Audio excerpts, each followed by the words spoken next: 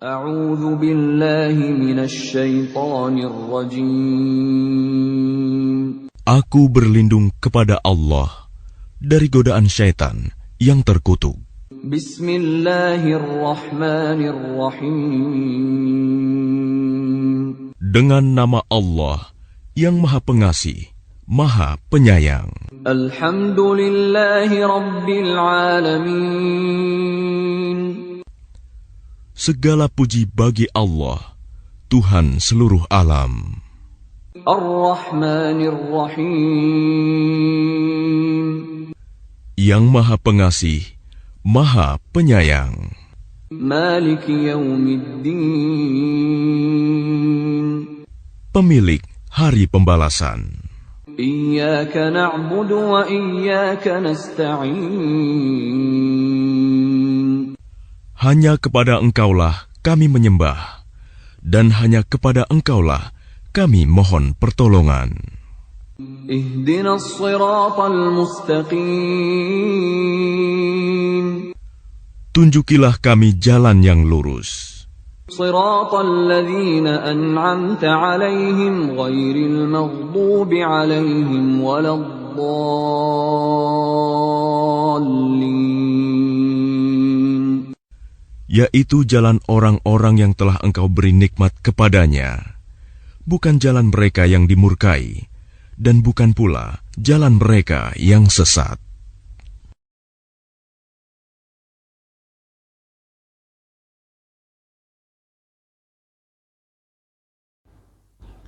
Assalamualaikum warahmatullahi wabarakatuh. Alhamdulillahirabbil alamin wa bihi nasta'inu ala umuri dunya waddin. Hadana li hadza wa ma kunna linahtadi ya laula an hadana Allah. Asyhadu an la ilaha illallah wahdahu la syarikalah wa asyhadu anna Muhammadan abduhu wa rasuluh. Allahumma shalli wa sallim ala sayyidina Muhammadin wa ala alihi wa sahbihi ajmain. Jamaah salat subuh Masjid Firdaus yang berbahagia, alhamdulillah ini kita sampai pada penghujung Ramadan.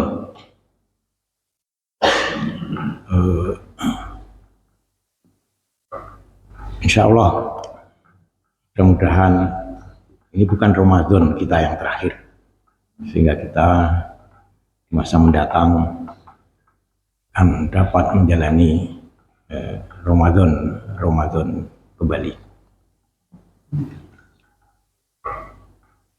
Ini mengganti Pak Agung Budianto yang ingin berhalangan ada tempat lain, dan sudah izin Pak Mahfud tadi. Pak Mahfud sudah tadi malam. Alhamdulillah ini dari Pak Agung zakat fitrah yang telah terkumpul sampai hari ini, hari terakhir, insya Allah nanti akan disalurkan semua dalam bentuk beras sebagai bahan makan utama 591 kg, dan masih akan dibelikan kembali Rp652.000, karena mungkin beras masih dibelikan Pak Agung di kampungnya, kemarin sudah habis di mana-mana. Alhamdulillah ini satu patut kita syukuri dalam lingkungan komplek perumahan kita ini. Kehidupan religiusnya sangat kita patut syukuri, sehingga di lingkungan ini kan masyarakatnya religius, agamis. Buktinya ada masjid besar, kemudian warganya dengan ketulusan hati ikut berkiprah di dalamnya, baik melalui kegiatan-kegiatan ibadah, melalui kegiatan-kegiatan lainnya. Sehingga terima kasih ini kepada takmir, pada panitia Ramadan yang telah memfasilitasi kita dalam menjalankan berbagai macam ibadah, khususnya selama bulan Ramadan ini. Secara khusus juga kepada Bapak Prof. Mahfud dan Pak Agung Budianto selaku ulama di perumahan ini. Ini juga barokah bagi perumahan kita. Di perumahan kita ada Pak UAB, Ustadz Agung Budianto, singkatannya UAB. Ada singkatan UAS, ada lagi apa? UHF, Ustadz Adi Dayat UAD. Ya, kalau sama Pak Mahfud saya nggak berani menyikat UMS. Ya, Ustadz Mahfud nanti dikira promosi juga sama dengan cetakan itu, ada UMS. Sebenarnya pas ya. Ya, terima kasih nih Pak. Sudah Pak Mahfud menjadi penasehat atau pembina masjid ini. Ini insya Allah besok Idul Fitri bareng semuanya, baik Muhammadiyah, NU, dan nanti sore atau nanti habis maghrib ada pengumuman hasil Rukyatul Hilal, sidang isbat. Lalu ada yang usul tidak usah sidang isbat, bareng. Kesempatan yang baik ini saya coba cerita, saya kisahkan. Saya bisanya hanya kisah-kisah semacam ini. Ini pas ini, saya carikan yang pas. Ini dalam kita coba nanti dari kisah ini seperti apa kita dari Musnad Imam Ahmad, dari kitab Musnad Imam. Musnad itu adalah kitab kumpulan hadis. Imam Ahmad itu dari Ahmad bin Hambali itu, Mas Hambali. Walaupun yang menyelesaikan bukan Imam Ahmad, yang saya adalah putranya beliau namanya Abdullah. Bedanya Musnad dengan kitab hadis yang lain itu, kalau Musnad itu disusun berdasarkan nama periwayat, nama-nama. Kalau di kitab hadis yang lainnya berdasarkan topik ya, atau bahasan, misalnya tentang puasa, sholat. Kalau ini tentang diurutkan dari nama periwayatnya. Dari Musnad Imam Ahmad jilid 2, berjilid-jilid, ada 6 jilid atau berapa Musnad. Riwayat yang meriwayatkannya adalah dari sahabat Ibnu Rafi'i dan sahabat yang lain, satu sahabat yang lain. Pada sore hari itu setelah sholat asar, sahabat Ibnu Rafi'i ini dan sahabat yang lain akan berkunjung ke rumah Ali bin Abi Thalib. Ya, silaturahmi ke rumah Ali bin Abi Thalib. Setelah sholat asar, didapatinya membatalkannya, karena didapatinya dari luar sebelum masuk itu Ali bin Abi Thalib sibuk mengantongi gandum beserta istri dan anaknya, 2 orang anaknya. Anaknya masih kecil-kecil. Istrinya adalah Fatimah Az-Zahra, putranya adalah Hasan dan Husain. Sibuk mengantongi itu, seperti ngadai itu mungkin untuk persiapan zakat fitrah. Gandumnya ada dari kejauhan sudah berbau bagus, harum, kualitas pertama. Gandumnya kualitas pertama. Kemudian dilihatnya Fatimah Zahra yang mengantongi, kemudian beserta daging dan kurma terbaik, kelihatan dari baunya. Sahabat Imam Rafi'i dan satu sahabat yang lain tidak jadi mengurungkan niatnya. Selepas maghrib akan berkunjung kembali mengulangi. Tapi kedua sahabat ini mengurungkan kembali karena dilihatnya Ali bin Abi Thalib dan Fatimah putrinya itu berkeliling membagikan sebagai zakat fitrah. Kenapa? Karena besoknya ada satu sawal. Kedua sahabat ini akan berencana berkunjung kembali besok selepas sholat Idul Fitri. Setelah sholat Idul Fitri, Ali bin Abi Thalib ini mengimami di Masjid Qiblatain. Beliau ditunjuk untuk imam di Masjid Qiblatain. Masjid Qiblatain itu tidak jauh dari Masjid Nabawi yang dulu dalam sejarah ada perubahan kiblat atau Masjid Bani Salamah. Masjid Bani Salamah. Selepas sholat Id, sahabat Ibnu Rafi'i dan sahabat yang lain berkunjung. Betapa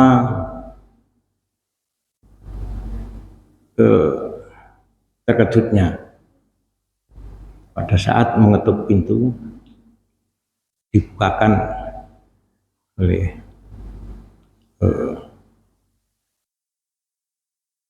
Ali bin Abi Thalib dan keluarganya pada saat itu sedang makan. Pada saat pintu dibuka, Ibnu Rafi'i dan sahabat itu membaui, ada bau yang menyengat dari apa yang dimakan oleh keluarga itu, bau basi, seperti kalau kita beras apok atau beras apok kan dari jauh sudah kelihatan, sudah bau.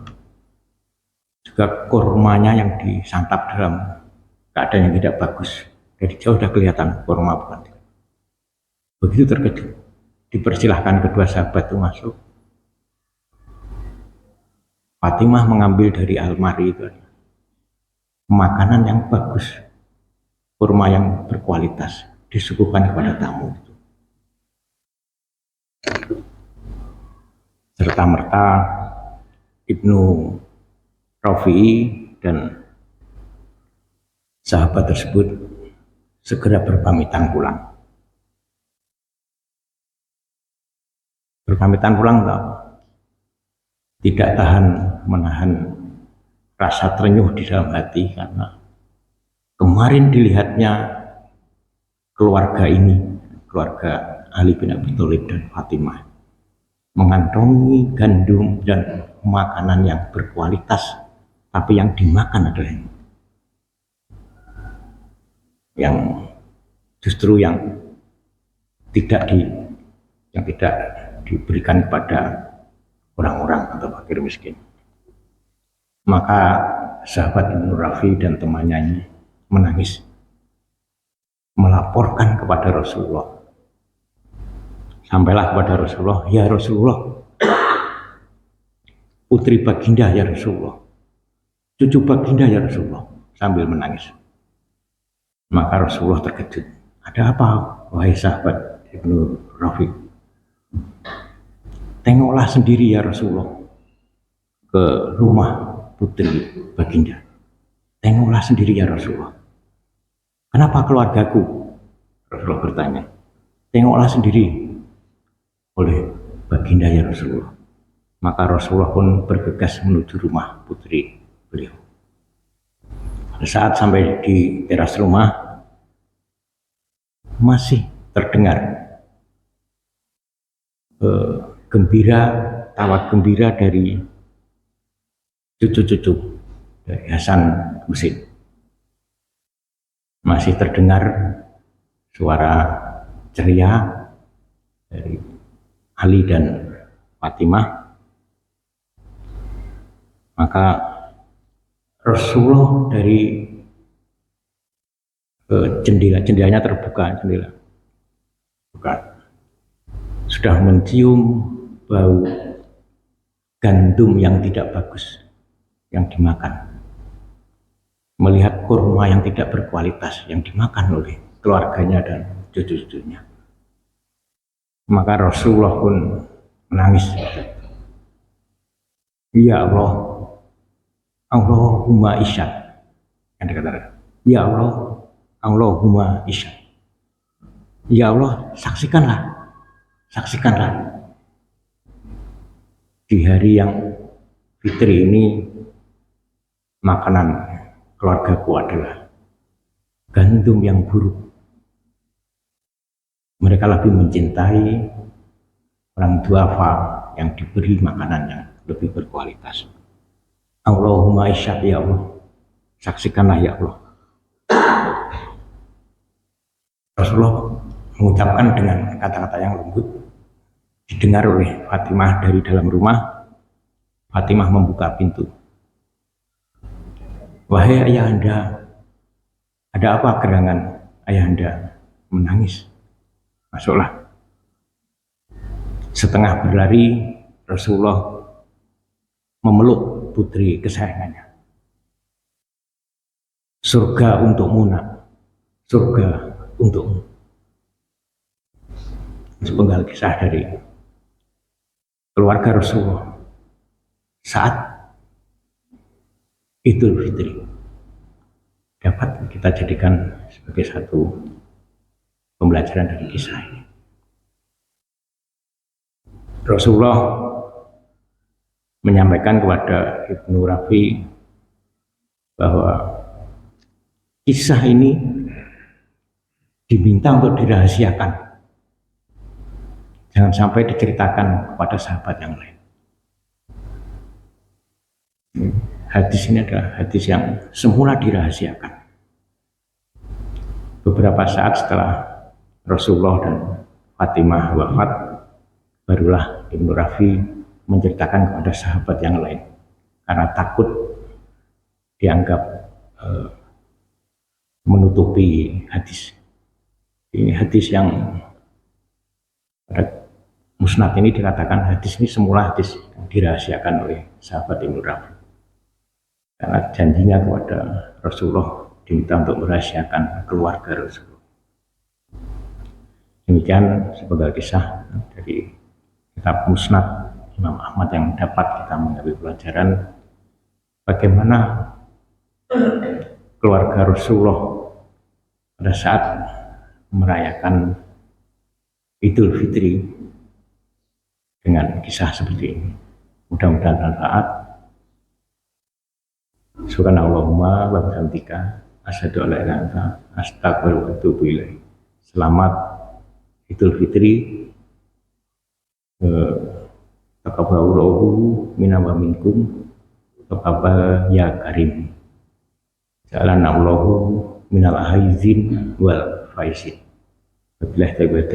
Assalamualaikum warahmatullahi wabarakatuh.